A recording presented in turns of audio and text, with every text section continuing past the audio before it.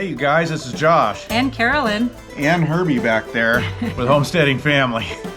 And welcome to this week's episode of the Pantry Chat, Food for Thought. Today we are going to be talking about soil. Soil amendment particular, and this is in response to one of your questions, amending the soil mid-season. Ah, good one. So just kind of gardens and soil in general, and thinking about mid-season as we're planting fall crops and getting through through the year here. Excuse me. But first, the chit-chat. A little chit-chat, and we've got a guest with us back here, Herbie. Yeah. If you guys remember, we just brought in some new sheep, some Cotswolds. See if I can get out of the way so you can see him. That is pretty exciting. Yeah. Excuse me. And he's just hanging. He's our new Cotswold ram, and he's really friendly. He is. He is actually hanging around waiting for a scratch. He likes getting pet. Yeah, he does. So that's really nice. And out there with him, you can't see her right now, is the milk cow calf. Millie, who we just totally took off the cow because we weren't getting our cream. Yes. And we like to get the calf as far along as we can, so she's got a good start. But we also need to get some cream for butter in the fridge. So we needed to keep the ram away from the ewes, and we needed to keep the calf away from the cow, so the two misfits are keeping each other company. Getting their little area out here. Yep. Yeah, and they seem to be getting along pretty well. They are. They're matched up in size, and they're working it out just fine. Yeah, I'm really excited about the new ewes too.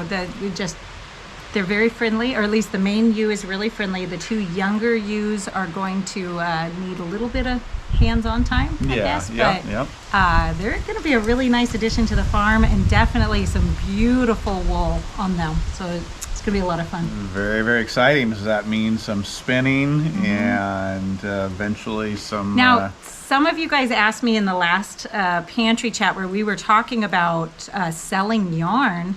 I do not spin yet. Some of you guys were asking me to teach you how to spin. I hope to do that. That's a skill I really hope to learn, but not yet. I have other things. So many things you can do in a day. Yeah, so many people to feed. I have to make sure I know how to feed them all first, and so I'm still developing some of those more advanced skills, and then hopefully spinning comes along with that. But we have a wonderful local fiber mill up here. Yep.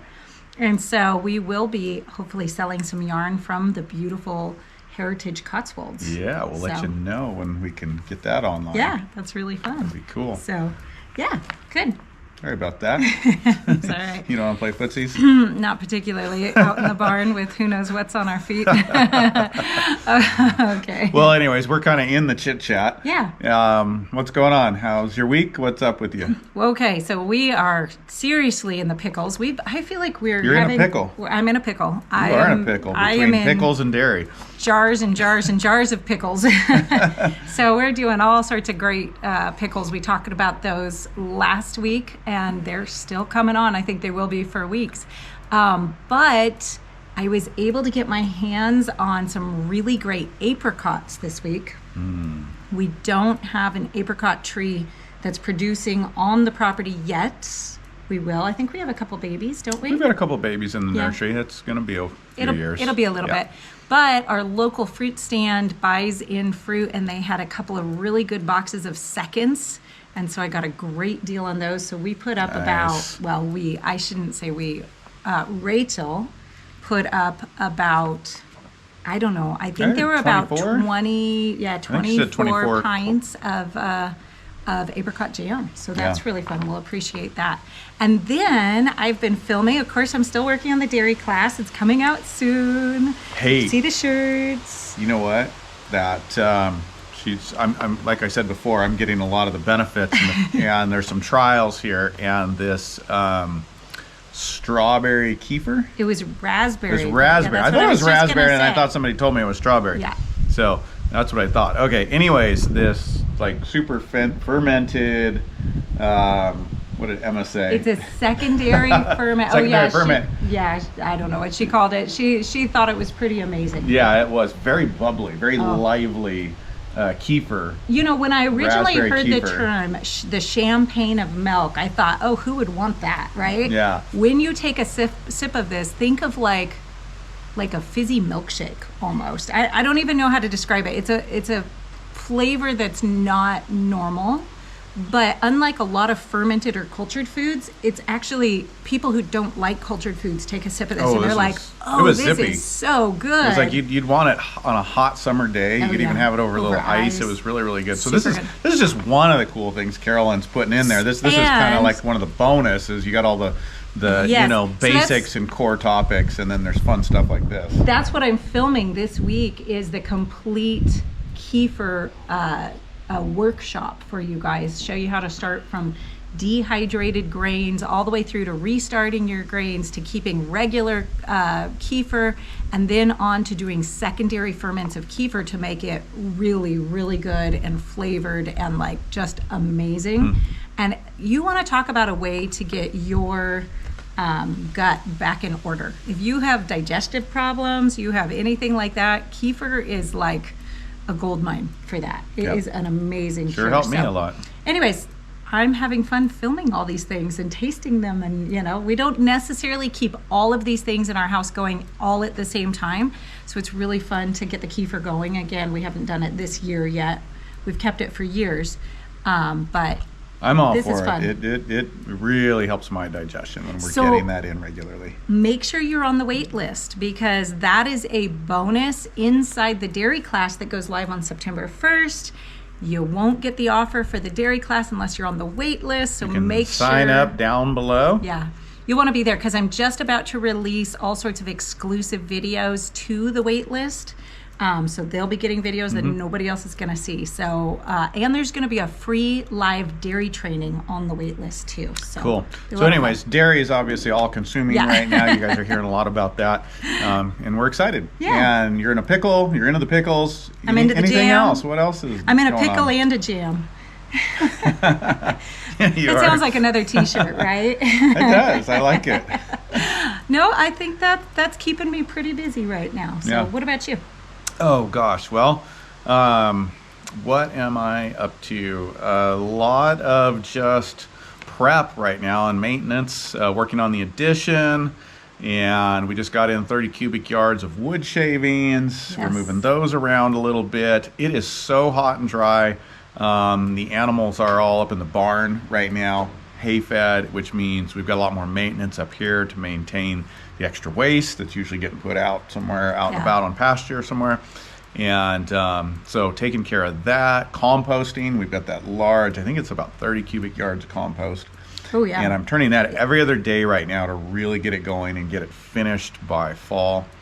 And there is something so exciting about producing all the compost you need on the property. Yeah. Like that is a form of self-sufficiency that is really exciting. Oh, I am. We've bought for a lot of years because we couldn't produce enough, and you really need to be able to produce good quality compost. Right. While you're learning or while you're getting up to production, it's great to just purchase a quality compost if you can find it. Yeah. It's really exciting to be able to be making it on our scale and using it across the farm. Yeah. Yeah.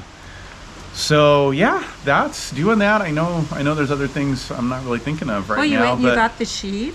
We got the Cotswolds. You're working on the pigs. And that's right. Working on sourcing some pigs. I'm really excited. I'm working directly with the Breed Foundation, one of the the registry founder in the United States for the Coonies. Yay. And very excited about that. So we've gotten a few photos and a few options. We're working on picking a breeding pair of Cooney pigs. We're really excited about these. These are non-rooting. I like rooting pigs for a specific purpose in specific moments, but for overall on the farm, we've decided to go with a non-rooting pig that's a true pastured pig that will graze. We can give it fallen fruit. Yes. And it's a great lard pig, which we're using more and more lard in supplement to butter for cooking, and just that's working well on our farm. And and I have a very, very good friend that's raised coonies for like 6 years, and I've watched them on his pasture and on his farm. And so we're real excited about this, and this will probably be the fall when they get in. Yeah. But yeah. Well, I want to expound just for a second, since we're chit-chatting, about the lard versus the butter. Lard is a lot easier to produce in a larger quantity than butter is. So I know when we go to the grocery store, we're kind of used to reaching for that butter instead of a lard which is a good thing. You don't really want to use a store-bought lard. It's, often hydrogenated and just really, really terrible for you. But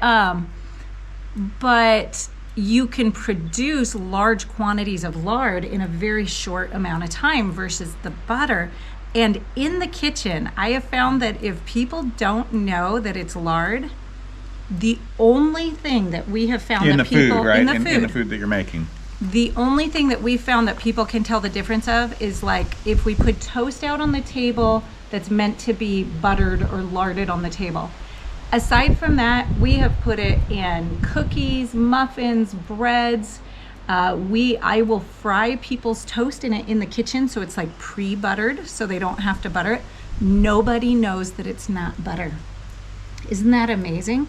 So I was always like, oh, but it'll change the flavor. It does not. It is not. It's not that different than butter. And you know what I like? When the butter is on the table, you're not guarding it. You're not quite as hawkish about it, because when the butter's out, then it means we can use it and we're not worried as much about conserving it, because we've got plenty of lard for the other cooking items. I'm definitely the guardian of the food stores. Personally, I love a little toast with my butter. All right. So anyways, if you're struggling, if you have a milk cow and you're struggling to keep enough butter so that you don't have to buy fat, you might consider augmenting that heavily with lard and leaving the butter for the places where you really specifically want butter. Absolutely. So, and check out the Kuni pigs if you're thinking about pastured pigs. I'll try to get a link in down below to a good resource. Good. Okay, getting on to a couple of questions for the day. Steve Smith asks on how we increased our food production this year. Do you have anything that you wish you could grow but doesn't fit the northern climate? I live on the Gulf Coast and it gets so hot and humid that it's a struggle to grow brassicas and root crops, which obviously we do well of those. And yes, we feel for you, because there's some things we love that are very difficult to grow. Okra. Yep, absolutely. I love okra, and we have tried multiple times, and we've gotten these funny little single stem stalks that are about this tall with one little okra on the top. Doesn't work. That's a big contrast to the short amount of season we spent in Tennessee. Yes. And the first time, we had grown a little okra before in moderate success when we were in Southern California, but this okra grew like 8 foot tall, and I had to pick it every single day. We were by so the flush bucket full. in okra, and it was wonderful. Yeah, we loved it. Yeah, we loved it. So yeah, missed the okra. Melons too are tough. There are some melons, and we're experimenting with melons, because there are some that people grow up here, but they're certainly not prolific. Well, and the challenge with the melons is that you finally get them ripe right when the weather goes cold, and you kind of enjoy eating. I enjoy eating melons when it's hot out, and you want a nice cold melon. And by the time even the short season melons are ripe, it's like, no, maybe we want a cup of something hot rather than cold melon. So yeah, you got to really nurse them along. Maybe eventually in a large hoop house. Yeah. Yeah, and with some other strategies, we can get a few things like that going. But it's just going to be tough up here. You got to work with what you have. Okay, a preservation question here from Phil Wiles about fermented ginger carrots. With the whey from a refrigerated natural yogurt purchased from a grocery store still be active? I think, will the whey from refrigerated natural yogurt purchased from a grocery store still be active? Yes, it will. Yeah, you can just use that good grocery store whey if you're wanting. This is on a fermentation question. So if you're wanting to use that whey as a starter, that would be just fine. And it should be nicely active for you really have 10 to 14 days where it's really has a lot of oomph to it from production. So obviously in the grocery store, you have to take off a few days for it being delivered and sitting on the shelf. But it will give those ferments a really, really nice kickstart. Very, very cool. Yeah. And one more here from Thornyshire, and you've really got me curious about your place, Thornyshire. Oh, that's nice. Yeah, that's a neat name. Yeah, I think, I don't know, I'm kind of curious what it's like where you're at. But where did you get that hat? And we think you're referring to this hat. It's pretty dirty because I wear it all the time, but it is a Homesteading family hat. And actually, some friends that we work with had that made. And we would be interested to know if you guys are interested in a Homesteading family hat. Yes. We did just put up t-shirts. If you look down the thread, There are some Homesteading family t-shirts. Check those out. Along with the Getting Cheesy shirt That's right. and the Cultured shirt. And we've got a whole bunch of ideas for shirts that we think would be really cool. We need to know if you guys are interested. Hats, shirts, and you know, it also helps us out and helps us keep this channel going. We've been slow to get to this and to put these out there, Yeah. but it's a way that you can help us keep producing these videos and keep them out there as well. So let us know. Would you guys like a hat? And we'll see if we can get one up there with the t-shirts. Yeah. Yeah. There you go. Good. Cool. All right. Well, on to the topic at hand today. Yes. And we are talking about gardens and garden soil and amending the garden. This is the time of year where we are thinking about fall planting. Uh-huh. And even, you know, thinking about fall as far as prepping for next year. Yeah. Not quite there yet, but it's time to be making all of those plans. You know, this last year, you really finally accomplished something that we've been trying to do for years, and that is that you got the garden beds entirely prepped in the fall, the late fall, to be ready to plant in the spring. Yeah. And that was a big deal for getting those early crops in, because you could just go out and pretty much plant, you know, the peas and some of those early things, you know, with minimal work. Maybe well, a little bit of work. with the broad fork, I loosen the soil up because that's going to be a little more advantageous after the snow melts, not before. Right. But as far as getting the beds all prepped, cleaned up, amended, Yeah. we did that all in the fall. And it really allowed us to extend our garden season a little bit more, because it wasn't like, oh, well, we got to wait until we get that thing done, you know, go get the beds prepped before we can go plant those early crops. It was just ready to go as soon as the soil was ready to go, you know, temperature-wise and everything. Yeah. And so that was a really big benefit. So that's one of the, to me, I see one of the really good reasons to go ahead and think about your soil right now, so that you can get a jump on next year's as well as the fall planting. Particularly if you're working the way we are with the no-till system. Right. And so you're not going to be turning that up in the spring and amending then. We're just layering our amendment, which is primarily compost. We'll talk about that a little bit more, across the top after we've cleaned the beds up from whatever we were growing. Yeah. Yeah. Okay, so we have several different questions that we're actually going to be answering on this topic today. The first one is, between the summer and winter garden, does one need to add fertilizer to the soil to have a successful winter crop? Hey, good question. And, you know, do you need to, is really going to be dependent. You know, it depends, as I say a lot. And it depends on your conditions. And often it is going to be a good idea if you are growing a second crop, so over a previous crop in the same season. So you're going to grow a fall crop. If you're blessed to be able to grow something through the winter, hey, that is awesome. Then yeah, you are usually going to want to amend your soil, because you're growing two crops, you're asking a lot out of the soil. And so yes, you're going to usually need to do that. And the primary thing to do there is adding compost, a good quality compost into your soil. And you know, if your soil is depleted, if it's heavily sanded or clay, a lot of times you're going to be wanting adding an inch or even a little bit more. A lot of people say a ½ inch per year, and if you've really built your soil up and you've been going at it for years and you've got a very rich soil that you've cultivated over time, you're going to be able to move to that ½ inch. You know, we're coming into what'll be our 4th season next year, and I'm going to be adding at least an inch compost in. And it really just doesn't harm anything at all. It only helps. Very good. Yeah. Okay, good.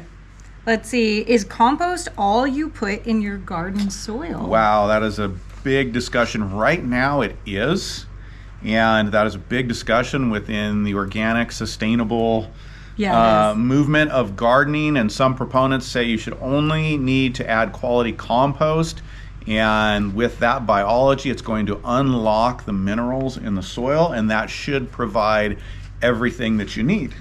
Okay, the other side of the argument is that the rock bases where all our minerals come from is different in different areas, and therefore you're always going to be lacking, you know, you're going to have some imbalance. And so then a either targeted or a general amendment is really the way to go. And I fall in the middle. Okay. I've been practicing, and we have the last few years just doing the compost and developing good quality compost and adding that, and we are seeing improvements. We have also done the broad spectrum mineralization, which is not doing a soil test and really targeting specific minerals, but using a complete organic fertilizer and adding that in, and we've seen great benefits from that. And really the only way to know is to get into testing your vegetables for mineral contents, which is pretty scientific and expensive. Yeah. So we haven't gone That'd be that kind of far. fun So- to do, but So, yeah. what I would advise is start with the best compost you can get, okay? If you are in a new garden situation and you're really depleted, or you've got extra time and resources and you want to put together a complete organic fertilizer, which is a general amendment, which we've done and works great, then that is a great thing to add. And I may add that back in sometime, because from a health perspective, one of the things that we all deal with in this food supply that's so industrialized and is it's very low in mineral and vitamins and essentials. And so I don't see where it hurts to add in that broad spectrum mineralization. I think it's only going to help our health. It's been very hard for us to do on our scale, because making it's a bit of work, sourcing it's a bit of work, and keeping up with that's just something, as we've been getting settled into Riverbend here, that I haven't been able to get into the flow. Yeah. So essentially you choose. That is a great thing that you can do. Works very well. If you just look up complete organic fertilizer, if you do a little research on Steve Solomon, he's got a recipe that works fantastic, and you're not gonna harm yourself by doing that. You're only gonna be adding, in my opinion. Yeah. Now, I'm going to kind of put you on the spot a little bit here, because I've wondered, I've seen in the Azure Standard Garden section, they do have a mineral supplement, is that what you call it, when it's for the soil, that you can buy in bulk that is supposed to have the broad spectrum minerals like that. Have you seen that? I don't know if I've ever even shown it to you. Are you aware of any products like that, so that you don't have to go try to source all of the different meals and things that come in the complete organic fertilizer, which can be challenging to source? So yeah, you know what? There's a few things you can do, and I am aware of those. I've looked into some of them, and the ones that I've seen were a little vague in what they include. Okay. And so you'd either have to dive in or test it. But again, that's better than nothing. Okay. If you can do that. What I've seen is those are pretty expensive. So depending on the scale that you're gardening at, if it's a small area, that may be worth your while. But the more you get, that gets like, whoa, that's a big cost. And so we get into possibly wanting to make it. Yeah. And that I know a bit more about, because Steve Solomon is the one that I'm familiar with that coined the term complete organic fertilizer and created this broad spectrum mix that you can put together. Okay. And you know what it's got in it. So in my opinion, that's the best way to go. But some other options that you can do that I've seen people do is kelp. Kelp is a wonderful broad spectrum mineralization. Now, it's not going to have some of your calcium and magnesium, at the levels that you want, and your phosphates that a COF has. Okay. And that's where I'm not sure about some of these other things. If they have that, they might have the minerals, but when we're talking minerals, there's all your broad spectrum, and then there's your core, your core ones, your core elements, and some of those don't have that, where the COF does. You can build that into it. Interesting. I know, because of some conversations I've had with folks at Redmond Salt, that they are working on something like this. Ooh. That puts all of this together, Oh, and that's exciting. that's not out there yet, but I'm excited for that possibility, just because it's going to make it easier for people to access it. It's cheaper to make it yourself, but it can be difficult, depending on where you live, to source all the materials. So that's where, if you can use that and that's what you have access to, I always say, hey, here's ideal, but use what you got. Use what you have access to. Yeah, so I'll put a link down in the description to that product just in case you guys want to check it out, in case you're just like, hey, I just want to buy a bag of it and trial it, maybe in a small garden or something. Yep. We have not tried it, though, just to be totally honest and clear and transparent here. We have not tried this product, but I have seen it, and it might answer some of these issues. Yep, and the kelp, again, is a good one that's easy to get from Right. Azure or a few different places, and that's gonna up your mineral intake. That's a few of the thoughts Good. I have on that. Now, part of that question, though, as far as when to add those, Okay. you can definitely, you want to add either at end of season, your amendment, your compost, and the other amendment. You can add at the beginning of season. Okay. You can also add between crops if you're growing multiple crops in a specific area. You can also water these in if you're having troubles throughout the season. And that's sometimes a great solution if your garden is struggling. Now, I know I've seen that with our garden years ago. We had a point where it started to struggle, and you like side dressed it with the complete organic fertilizer. Yep. And that made all the difference in the world. Yeah. The rooster wants to talk too. He's back there. So you can actually get your garden, like give it a vitamin boost, a mineral boost, but Yeah. it'd be like giving it some super supplements in the middle if they're struggling. Yeah. Yeah. Absolutely. Okay. All right. Let's see this next question. So beside leaving the garden for a week to visit out-of-state friends during very hot temperatures, and my watering person who promised to water while I was gone did not do so. Oh, I can see that coming. That's not cool. Not good. And needing to read instructions more carefully in insect control, how can I simply revive my soil for fall planting? I'm guessing that the summer crop kind of, we called that a wash, and we're ready to get ready for fall planting instead. Well, clear everything that's there if you've lost it. I mean, kind of guessing that the lack of water might have killed everything off. Clear everything up. Don't worry about pulling all the roots out. Just clear everything down to the surface. Add your amendment.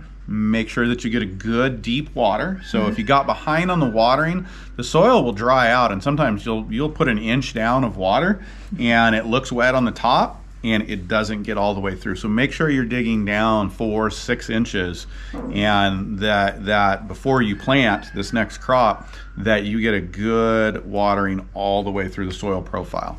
We're actually just discovered a problem with ourselves because it got so hot, and it looked like we were watering real well, and I was checking with my son, and he's like, yeah, I dug down a couple inches and it's all moist, but the potatoes particularly are struggling. I was like, they just really shouldn't be doing this year. And I dug down, and 5 inches down it was completely dry. Oh yeah. And we're watering even a little more than we normal would, but it's gotten so hot and dry that it got dry way down there. So make sure you just catch that up. I'm particularly concerned for you, since that watering didn't get watered. Your soil could have dried out to a deeper depth, and it's going to take a bit to get it going. And then go ahead and plant your fall crop. Okay. Yeah. All right. That's good. And this is really the time to do that. You know, in most of the country, I've already seeded the kales and Swiss chards that I want for the fall. Peas are coming. We're about to put peas in again. So check out that video too if you haven't seen it, that we have of the 20 different things you can plant this time of year, because that should give you some ideas on your fall garden. It's 21. Because somebody just brought something to my attention. Okay. And our it's friend. 21. 21 crops. Well, the video is 20. I'm adding one right now. Oh, okay. That we haven't done, but we're going to do, because our friends at Haas Tools just reached out to us. And I don't know if you're on their email list, but they put it out in an email, and I actually reached out to them to talk to them about it, because they were talking about planting summer squash, zucchinis, for a fall crop. It's what I said. Okay, I want to know what this is about, because usually the zucchini start dying off. They've kind of played out, and they have some 40 to 50 day varieties. Most of them are yellow. Small yellow squashes, and one of them's 40 days. And so I said, hey, can I get some of those seeds? I want to try this out. Oh yeah, that'd be interesting. To add that in. So anyways, there's another one that we've never thought of, I would have never even considered. Yeah. And I didn't realize there were such short day ones. So we're gonna try the zucchinis because they're so easy to grow. And so if you want to get a flush of produce in the fall, this could be another good option. There you go. Hey, we're really speaking from our experience here up in North Idaho at this point, and from high elevations in Southern California, which had a very similar growing season. But if you're planting a fall garden this year, would you just help out the other people who are watching this video? Tell us what you're planting, when you're planting it, and maybe what zone or what area you're in, or when you're expecting your first frost. That way other people can say, hey, I'm not in North Idaho, rather I'm in, Arizona or somewhere. Absolutely. And get some ideas from you. So this is just a great place to share information with each other. So put it in the comments to help out somebody. Like that. Good idea. Yeah. Well, hey, you guys, get your fall gardens going. Get your strategy going now for next spring. If you're going to amend the garden now after that fall crop or during it. And we hope you have a really good week. Yeah, don't forget to get on the dairy wait list if you haven't done it. And check out this video on the 20 things that you can plant this fall right now so that you can get your garden going for fall. All right. See you soon. Goodbye. Bye.